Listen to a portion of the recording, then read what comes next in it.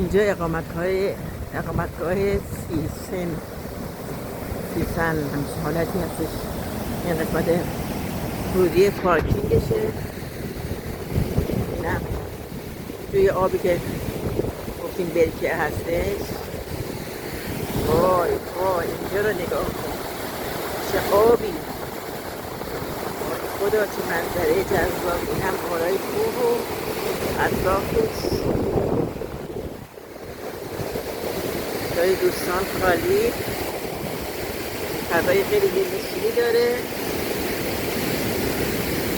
فوق‌العاده زیباست.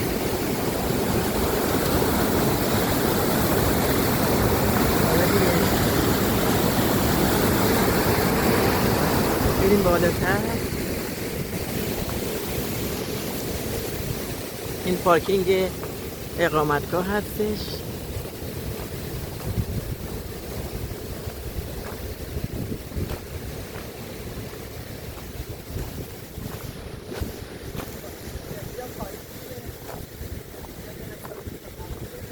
اینجا یه رستوران صورتی سیستم هستش.